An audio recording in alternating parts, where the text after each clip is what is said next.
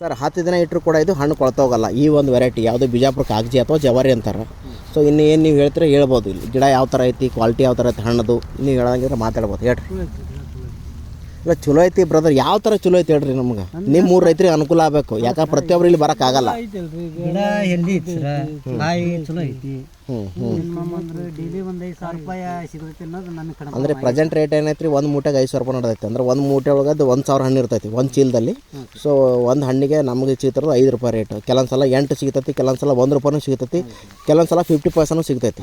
50% ಅಂದ್ರೆ 500 ರೂಪಾಯಿ ಹೋಗ್ತೈತಿ. ಕೆಲವೊಂದು ಸಲ 5,000 ಹೋಗ್ತೈತಿ, ಕೆಲವೊಂದು ಸಲ 8,000 10,000 ಹೋಗಿದ್ದು ಉದಾಹರಣೆ ಅದ. ಬಟ್ ಎವರೇಜ್ ಒಂದು ಹಣ್ಣಿಗೆ 1 ರೂಪಾಯಿ ಸಿಕ್ಕರೂ ಕೂಡ ಈ ಗಿಡದ ಒಂದು ಇದು ನೋಡಿದ್ರೆ 5,000 ಹಣ್ಣು ಬರ್ತದೆ. 4 ರಿಂದ 5,000 ಹೆಚ್ಚು ಕಡಿಮೆ. ಒಂದು ಗಿಡಕ್ಕೆ 100 ಗಿಡ ಒಂದು ಎಕರೆಗೆ ಹೆಚ್ಚು ಕಡಿಮೆ 4 ರಿಂದ 5 ಲಕ್ಷ ಆಗುತ್ತೆ. ನಾನು ಹೇಳ್ತೀನಿ ಲೋಯೆಸ್ಟ್ ಪ್ರೈಸ್ ಹೇಳೋದು ಹೇಳ್ತೀನಿ ನಿಮಗೆ. ಅದು ಬಾತ್ 3 ರೂಪಾಯಿ ಸಿಕ್ಕರೆ ಅದು ರೇಟ್ ಬಿಟ್ಟು ಬಂದಾಗದಲ್ಲ 12 ತಿಂಗಳು.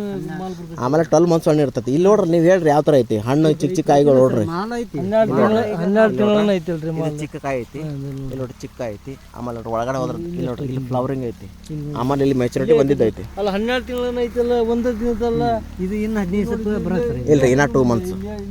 ಇನ್ನೂ 2 ತಿಂಗಳು ಆಗುತ್ತೆ. ಇನ್ನೂ 2 ತಿಂಗಳು. 2 ತಿಂಗಳು ಸರ್. ಇನ್ನೂ 2 ತಿಂಗಳು. ಅದು 3 ತಿಂಗಳು ಸರ್. ಅದು ಇಲ್ಲಿ ಫ್ಲವರಿಂಗ್ ಬಿಟ್ಟ ಮೇಲೆ 4 ರಿಂದ 5 ತಿಂಗಳು ಬೇಕು ರೀ. ಹೌದಾ, ಆಯ್ತು ಬಿಡ್ರಿ ಸರ್. Okay, thank you. ಆದರೆ ಮೇಂಟೈನ್ ಕರೆಕ್ಟ್ ಇರಬೇಕು. ಮೇಂಟೈನ್ ಮಾಡ್ಬೇಕು ಸರ್. ಒಳ್ಳೆ ನೀರು ಗೊಬ್ಬರ ಬೇಕು. ಆದಷ್ಟು ನೀವು ನಿಂಬೆ ಮಾಡಿದ್ರೆ ಸಾವಯವ ಪದ್ಧತಿಯಲ್ಲಿ ಮಾಡಬೇಕು. ಎಕರೆಗೆ 110 ಗಿಡ ಹೋಗ್ತೈತಿ. 110 20/20. ನೀವು ನಿಂಬೆ ಒಳಗೆ ಉತ್ಪನ್ನ ಜಾಸ್ತಿ ಬೇಕಂತಂದ್ರೆ ಜವಾರಿ ಆಕಳ ಜೀವಾಮೃತ ಕಂಪಲ್ಸರಿ. ನಿಮ್ಗೆ ಇಳುವರಿ ಜಾಸ್ತಿ ಬೇಕು ಅಂತಂದ್ರೆ. ಇಲ್ಲ ನೀವು ಬರೀ DAP ಹಾಕ್ತೀನಿ ಅಂದ್ರೆ ಅದು ನಿಮ್ಗೆ ಬಿಟ್ಟಿದ್ದು, ನಾವೇನು ಮಾತಾಡೋಕ್ಕಾಗಲ್ಲ.